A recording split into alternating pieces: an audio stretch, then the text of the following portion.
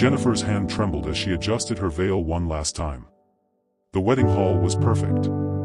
Soft ivory walls stretched toward cathedral ceilings. Gold fixtures caught the afternoon light. White roses lined every surface, their scent almost suffocating. She stood in her sleeveless gown, intricate beading catching the light with every shallow breath. Her posture was straight. Her chin was high. But her eyes told a different story. They darted toward the doors. Toward escape routes she had memorized without meaning to. Her fiancé stood beside her at the altar, smiling. That confident, practiced smile that had charmed her family. That had convinced her she was making the right choice. That had hidden so much. The priest opened his mouth to begin the vows. And then the doors opened. Not the gentle creak of a late guest. A full, deliberate push. Every head turned. A man walked in. Korean. Tall. Moving with the kind of confidence that came from never being told no. He wore a tailored black suit. The top button undone just enough to reveal the beginning of ink, a dragon tattoo that curled along his neck, disappearing beneath his collar. He didn't hurry. Didn't shout. He simply walked down the aisle like he owned it. Gasps rippled through the guests like a wave. Whispers started immediately, frantic and confused. Who is that? Is that? Oh my God. Jennifer's fiancé went rigid beside her. The smile cracked at the edges. The man stopped directly in front of them. His eyes swept over the groom with cold assessment, then landed on Jennifer. For 3 seconds, he just looked at her. Then he turned back to the groom and spoke. His voice was quiet, controlled, but it carried through the entire hall with devastating clarity. She deserves a better man. The groom's face drained of color. Jennifer's heart stopped. And the man, Min-jun, waited. Not for permission. Not for approval. For her to understand what he already knew. That everything she believed about this day was a lie. 48 hours earlier, Jennifer had been working the night shift at Cascade Diner. It was Thursday. Late. The kind of late where the only customers were insomniacs and people running from something. She'd been on her feet for 7 hours. Her back ached. Her student loans felt like a weight pressing down on her shoulders. But she smiled at every customer, refilled every coffee cup, and counted her tips with the kind of desperate hope that only comes from knowing exactly how much tuition costs. Marcus had picked her up after her shift. Handsome Marcus. Successful Marcus. The man who had promised her that she'd never have to work nights again after they got married. 2 more days, he'd said, kissing her forehead as she climbed into his Mercedes. 2 more days and you'll be Mrs. Reynolds. No more night shifts. No more struggling. She'd believed him. Why wouldn't she? He came from money. Old money. The kind that opened doors and smoothed problems and made life look easy. He'd pursued her for months. Flowers. Expensive dinners. Promises that she was special, that he saw her, that he wanted to build something real. Her mother had cried when he proposed. Happy tears. Relieved tears. You found a good man, Jen. A provider. But there had been signs. The way he checked her phone. The way he made decisions without asking her. The way he'd gotten angry when she mentioned finishing her degree after the wedding. You won't need it, he'd said, his jaw tight. I make enough for both of us. She'd ignored the unease twisting in her stomach. Chalked it up to cold feet. To nerves. But standing at that altar, watching Min-jun walk toward her with eyes that saw everything. She realized she hadn't been nervous. She'd been terrified. Because some part of her had known all along. Marcus wasn't her salvation. He was her cage. And Min-jun had just kicked the door open. Before we continue, do me a favor real quick. Hit that like button and subscribe if you haven't already. Drop a comment telling me where you're watching from, and whether you think Jennifer should trust Min-jun or run from both of them. This story is about to get intense, and seeing our community grow from all over the world means everything to me. Every like, every comment, every share helps us keep bringing you stories like this, stories about women who refuse to settle, who break free, who choose themselves. Together, we're building something special. Now let's see what Minjun knows that Jennifer doesn't. 3 months earlier, Jennifer had met Marcus at a charity gala she was working. She'd been hired as part of the catering staff. Black vest, white shirt, tray of champagne flutes balanced on her palm. She'd smiled politely as wealthy guests took glasses without looking at her face. Marcus had been different. He'd looked directly at her. Smiled. Asked her name. Jennifer, she'd said, caught off guard. That's a beautiful name. His voice was smooth, practiced. Are you in school? Most people didn't ask the personal questions. But Marcus did. And when her shift ended, he'd been waiting by the coat check with his business card. Call me, he'd said. I'd like to take you to dinner. A real one. Where you're the guest, not the server. She'd almost thrown the card away.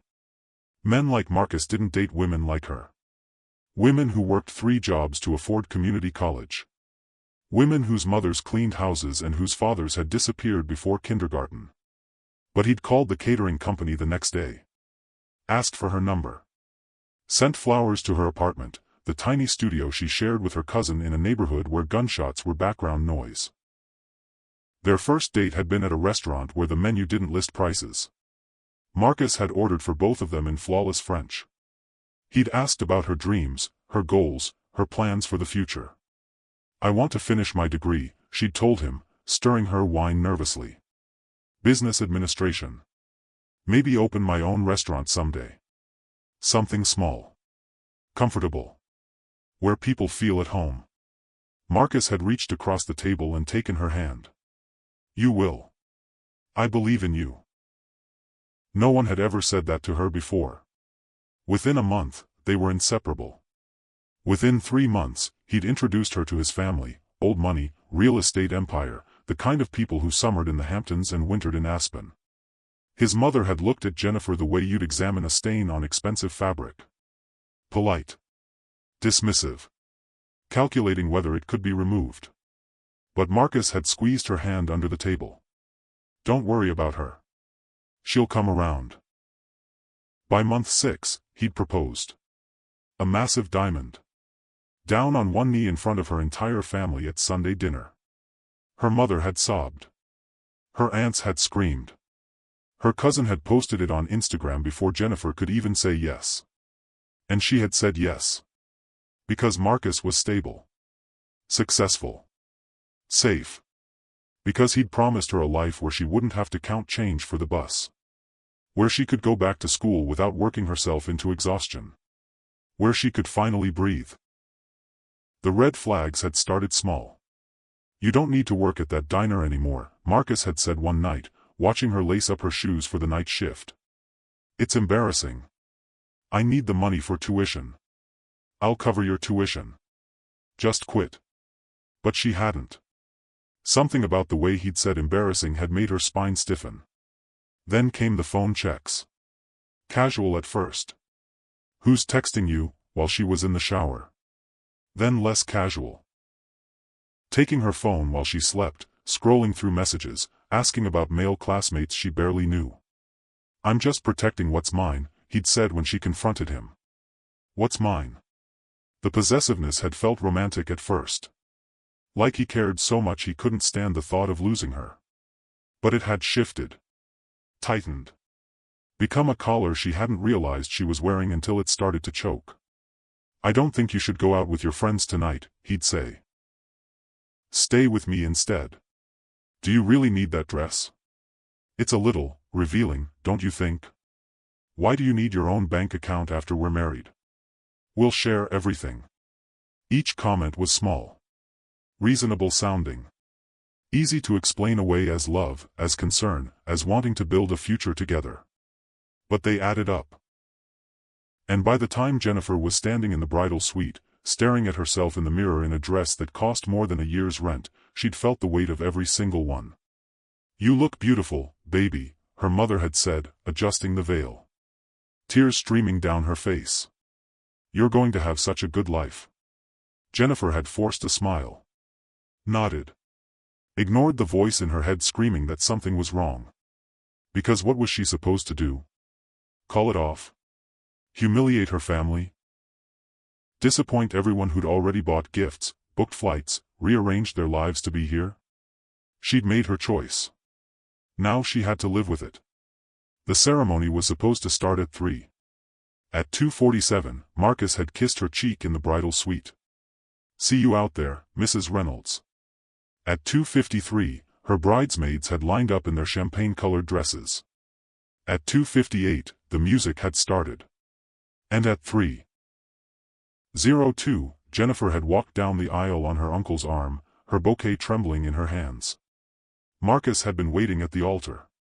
Smiling that confident smile. Looking like every woman's dream in his custom tuxedo. But his eyes had been different. Harder than usual. Almost desperate. She'd noticed but hadn't understood. Not yet. The priest had welcomed everyone. Talked about love and commitment and the sacred bond of marriage. Jennifer's heart had hammered against her ribs. And then... the doors. Min-Jun had appeared like a storm rolling in. Silent.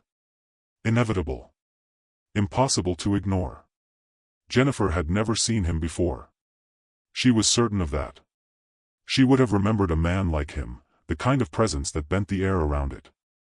He'd walked down the aisle slowly. Deliberately.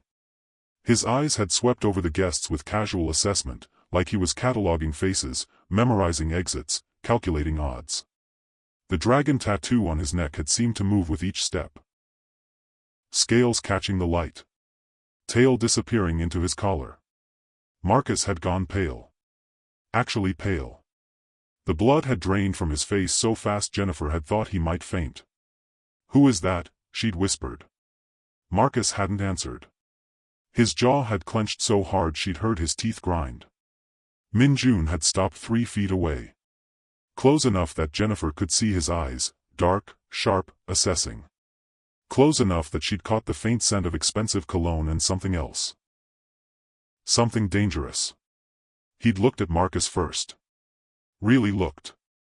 The kind of look that stripped away pretense and saw straight through to the rot underneath. Then he'd turned to Jennifer. His expression had shifted. Softened just barely. Something like regret had flickered across his face.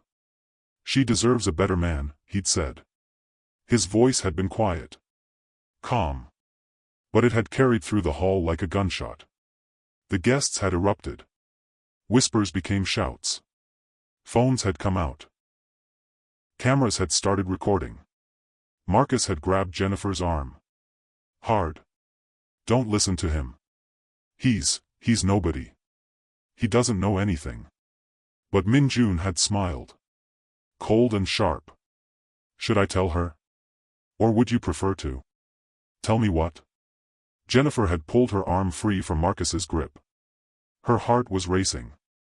Her hands were numb. "What is he talking about?" Marcus's mouth had opened and closed. No sound had come out. Min-Jun had reached into his jacket.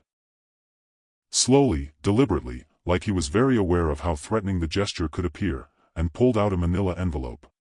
He'd handed it to the priest. "Read it." The priest had stared at the envelope like it might explode. I don't think." "Read it," Min-Jun had repeated. No louder. But firmer.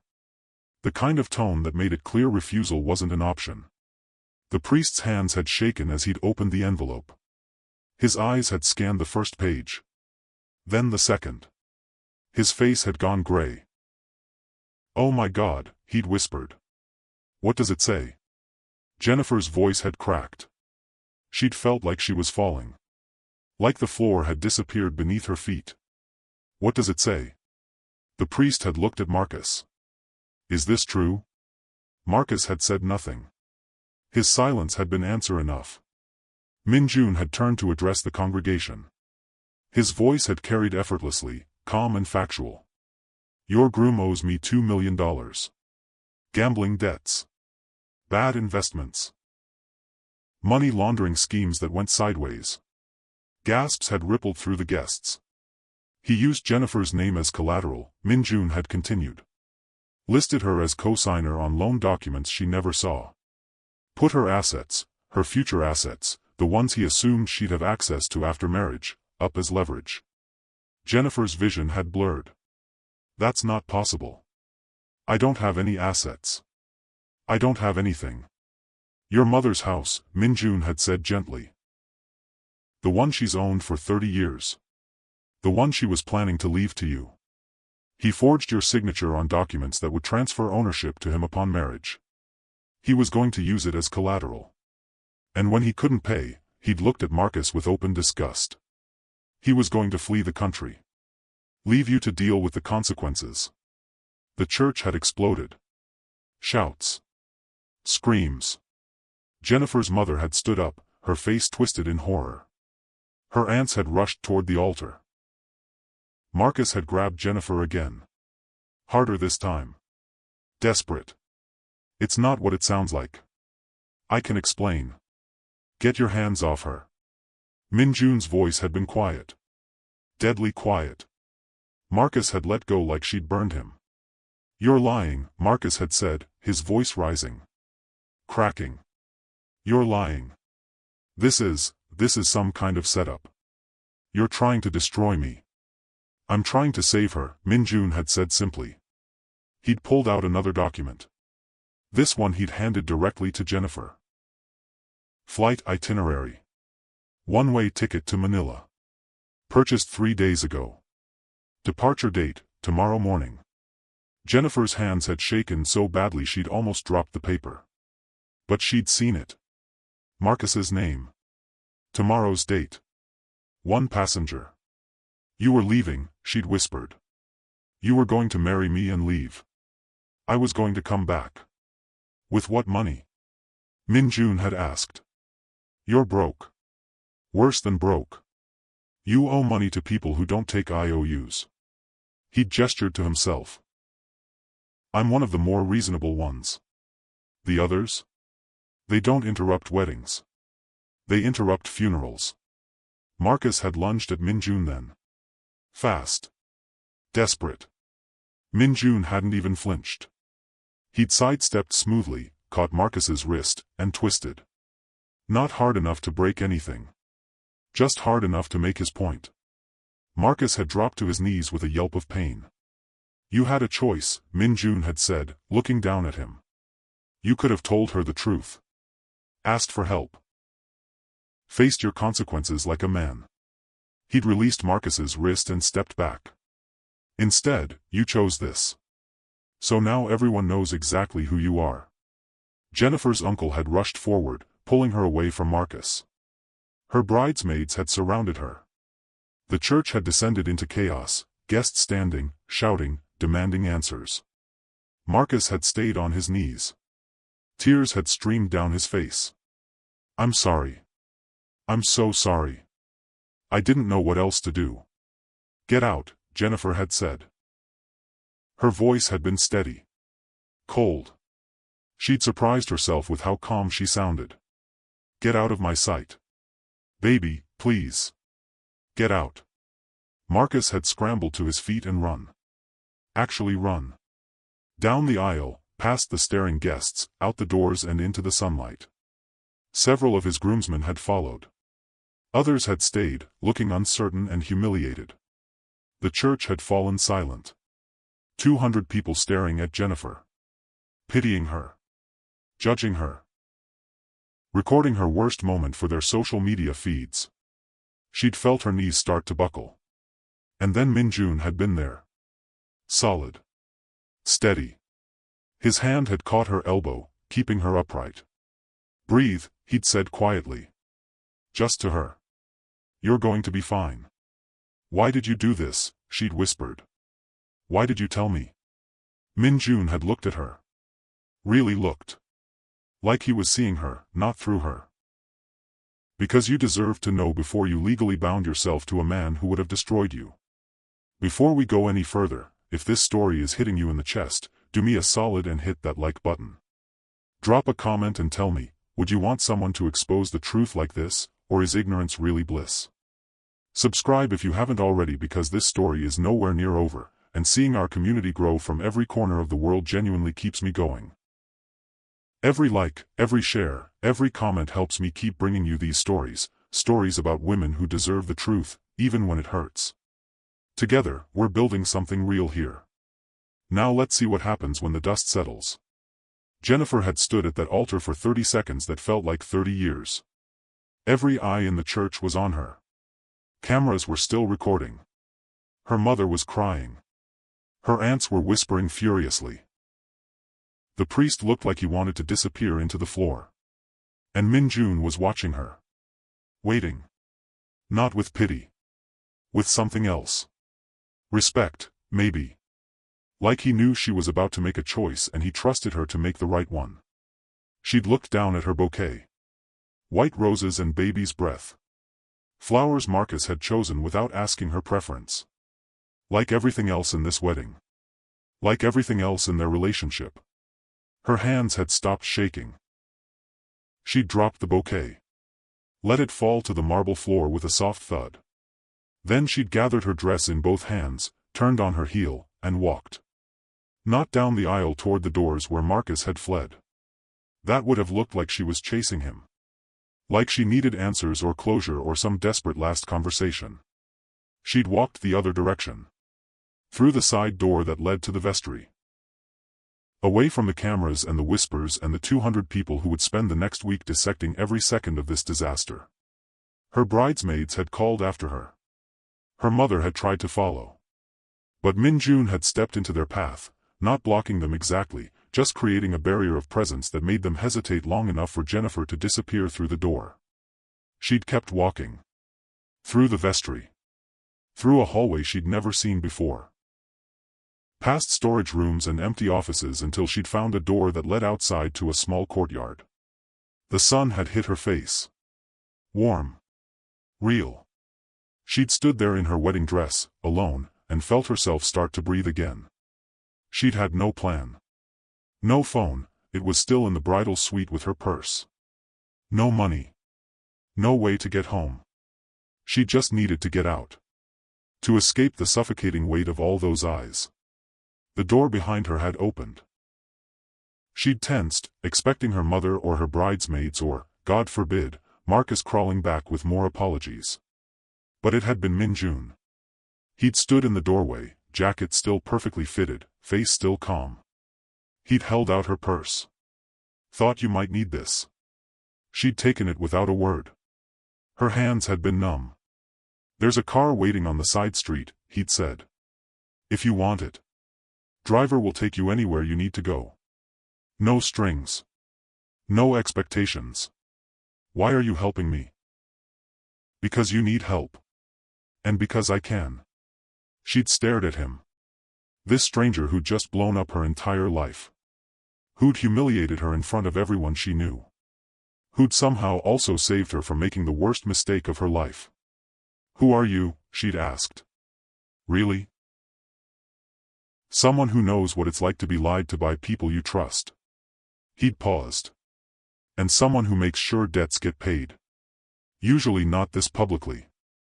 But your fiancé, ex-fiancé, left me no choice. So this was about money. Not about me. It started as money. Min Jun had looked at her directly. It stopped being about money the moment I realized you had no idea what he'd done. Jennifer had wanted to argue. To tell him he'd had no right. But she couldn't. Because he'd been right. And some part of her had known it. Had felt it. Had been screaming warnings she'd been too afraid to listen to. She'd walked toward the side street. Min Jun had followed at a respectful distance. Not hovering. Not controlling. Just, there. The car had been sleek. Black. Expensive. A driver in a dark suit had opened the door without a word. Jennifer had hesitated at the door. If I get in this car, what happens? You go wherever you want to go, Min Jun had said. Home. A hotel. The airport. The driver has instructions to take you anywhere and give you cash for immediate needs. After that, you never have to see me again. And Marcus? The debt? Not your problem. It never was. She'd gotten in the car.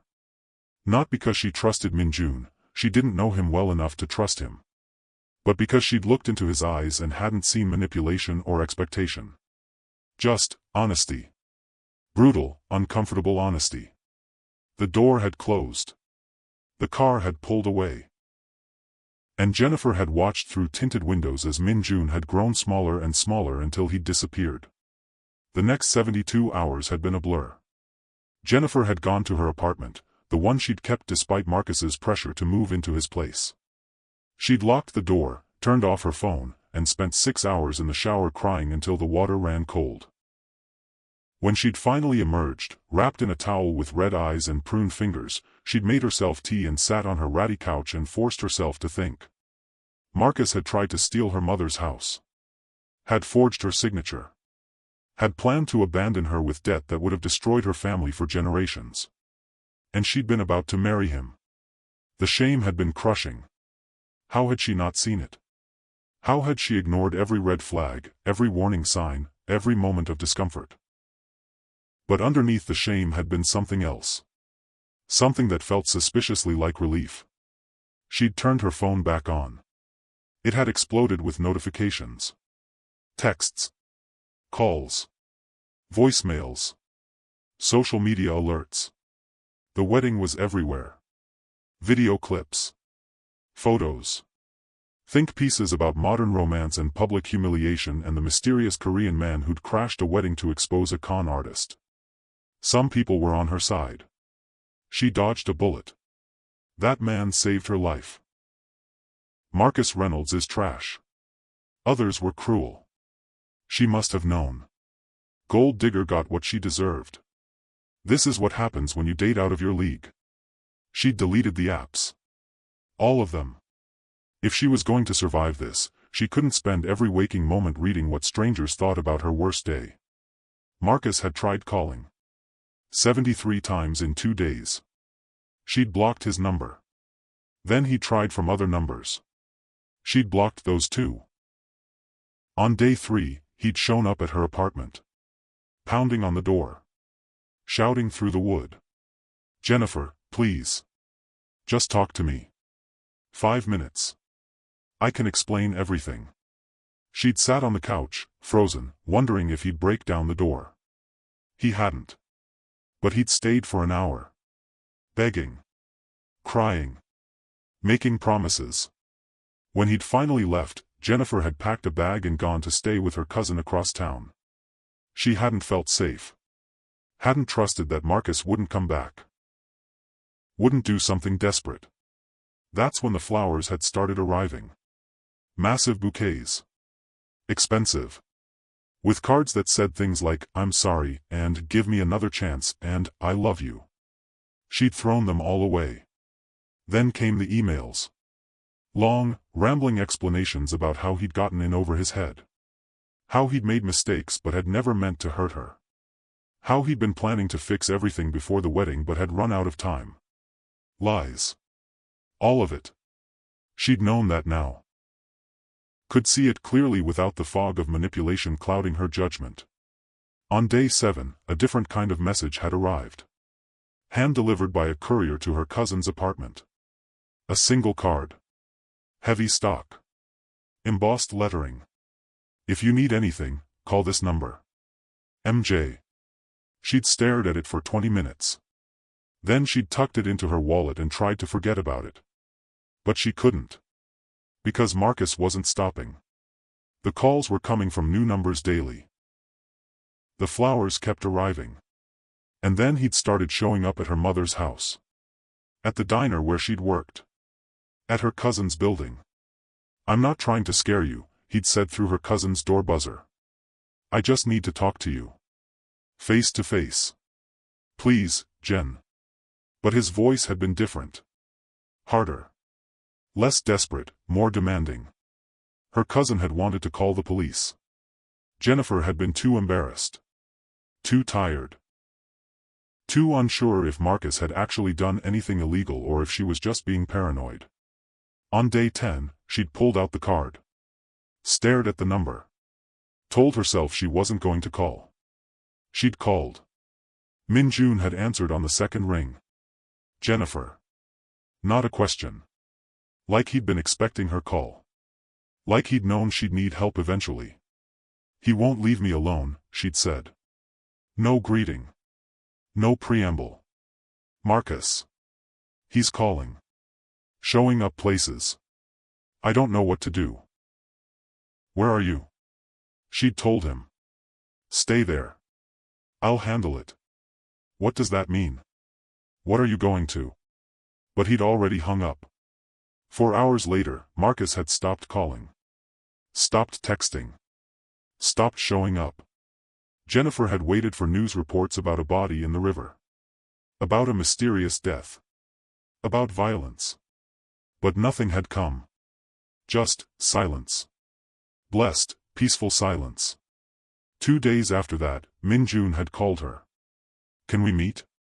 Why? Because you deserve answers. And because I need to explain some things. They'd met at a cafe in neutral territory. Mid-afternoon. Public. Safe. Min-jun had been waiting at a corner table when she'd arrived. Same calm presence. Different suit, charcoal gray this time. The dragon tattoo still visible above his collar. He'd stood when she'd approached. Pulled out her chair. Waited until she was seated before sitting himself. Thank you for coming, he'd said. What did you do to Marcus? I had a conversation with him. Made it clear that continuing to harass you would have consequences he wouldn't enjoy. You threatened him. I informed him of reality. Min-jun had folded his hands on the table. He owes dangerous people money. I'm one of them. But I'm also the one most willing to be reasonable. I explained that if he left you alone, I'd give him a payment plan he could actually survive. If he didn't. He'd shrugged. Other creditors aren't as patient. So you're blackmailing him into leaving me alone. I'm giving him incentive to make better choices. Jennifer had wanted to be angry. Should have been angry. But mostly she just felt tired. Who are you, Min-jun? And don't give me vague answers. I want the truth. He'd been quiet for a moment. Studying her face like he was deciding how much to trust her. Then he'd told her. About his family's business. About the gray areas between legal and illegal. About money and power and the kind of work that happened in shadows. I'm not a good man, he'd said.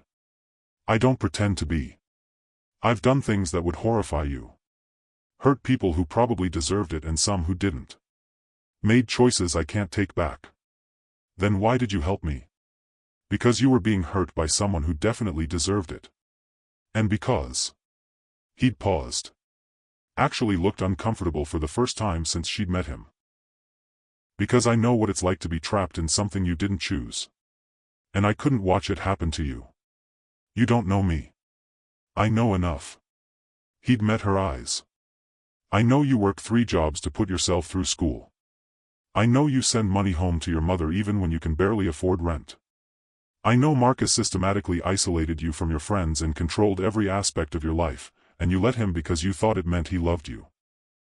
She'd felt her throat tighten. You investigated me.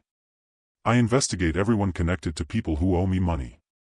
But what I found wasn't what I expected. He'd leaned forward slightly. You're not a victim, Jennifer.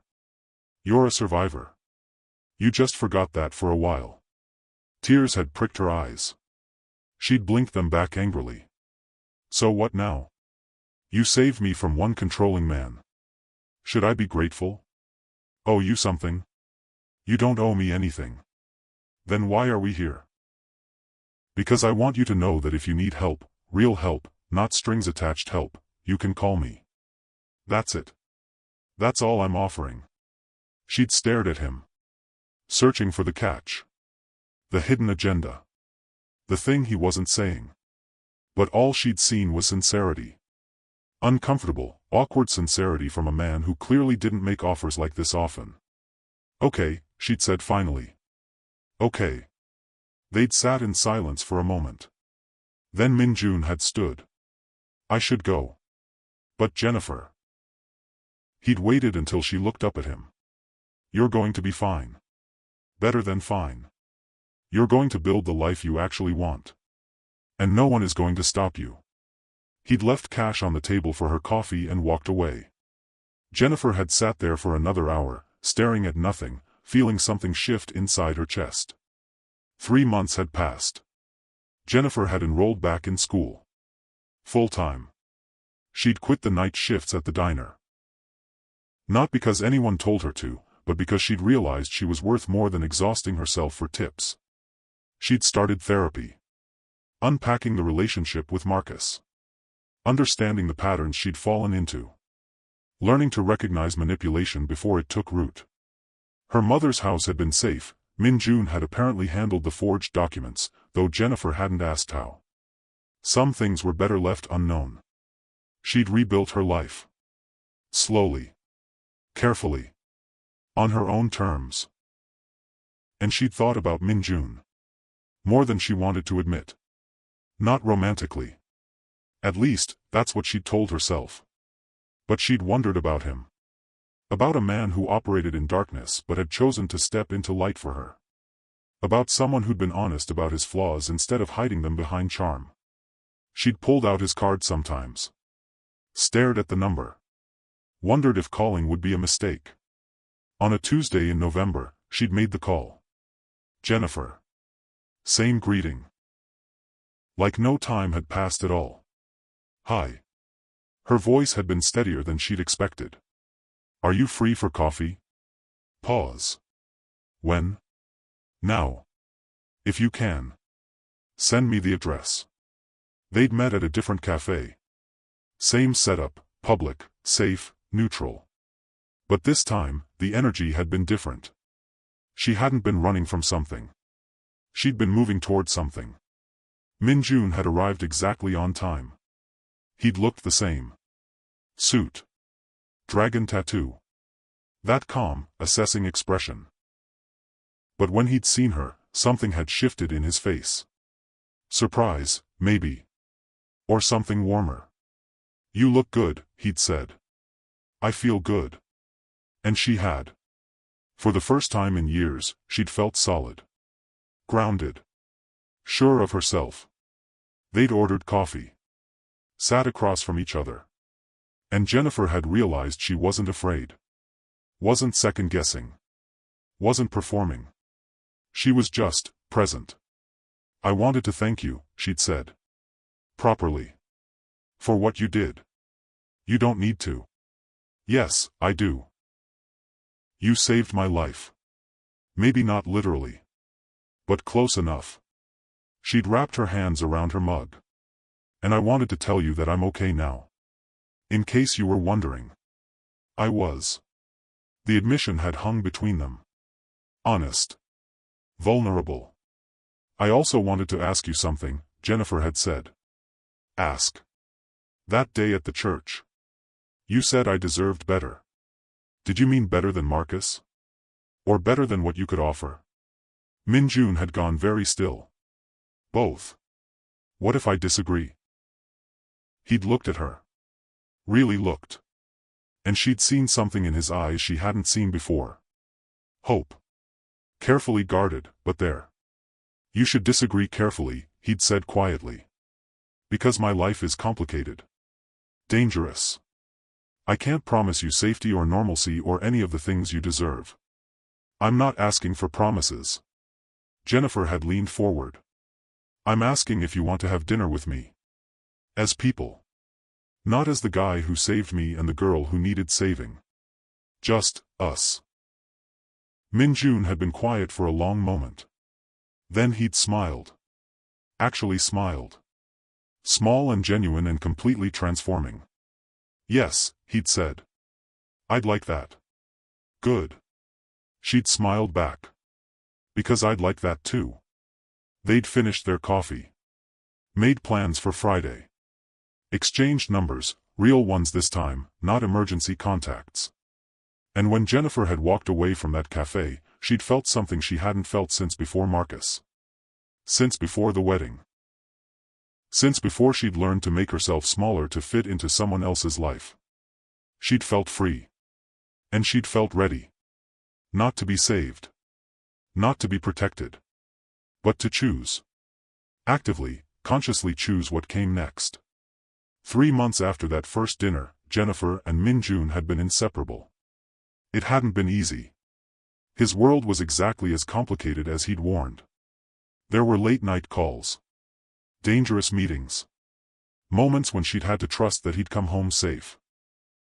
But he'd never lied to her. Never tried to control her. Never made her feel like she needed permission to be herself. And slowly, carefully, they'd built something real. Something that didn't look like any relationship she'd seen before. But it was theirs. One evening, they'd been sitting on his apartment balcony. She'd learned he lived in a high-rise downtown with a view that stretched for miles, drinking wine and watching the city lights. "I have something for you," Min-jun had said. He'd handed her an envelope. Not ominous like the ones from the wedding. Just, simple. She'd opened it. Inside had been a deed. To a small commercial property downtown. "What is this?" "Your restaurant," Min-jun had said. "The one you talked about. Something small. Comfortable. Where people feel at home." Jennifer had stared at the deed. At her name printed at the top. "I can't accept this." "You can. And you will. Because you earned it. Not by being with me. But by surviving everything that tried to break you and deciding to build something anyway." She'd looked at him. At this man who'd crashed her wedding and blown up her life and somehow become the best thing that had ever happened to her. "Why?" she'd whispered. "Because you deserve better," Min-jun had said. "And I want to be the man who helps you build it." Jennifer had kissed him then. Soft and slow and full of gratitude and something deeper. Something that felt suspiciously like love. "Thank you," she'd said against his lips. "Always." And sitting there on that balcony, wrapped in his arms, Jennifer had realized something profound. She'd spent years chasing security. Safety. The promise of a life where she wouldn't have to struggle. But real security didn't come from someone else's bank account or promises or carefully constructed illusions. It came from knowing yourself. Trusting yourself. Building a life you didn't need to escape from. And it came from choosing someone who saw you, really saw you, and decided you were worth the risk. Marcus had promised her everything and given her nothing. Min-jun had promised her nothing and given her everything that mattered. The choice had been easy. If you made it this far, you're part of something special. I need you to do 3 things for me. Hit that like button so this story reaches more people who need to hear it. Drop a comment telling me what you think Jennifer should name her restaurant. And subscribe if you haven't already, because we're building a community here. People from all over the world who believe in second chances, honest love, and women who choose themselves first. Every single one of you matters to this journey. Every like, every comment, every share helps us grow together. Thank you for being here. Thank you for listening. And remember, you deserve someone who shows up, tells the truth, and helps you build the life you actually want. Nothing less. See you in the next story.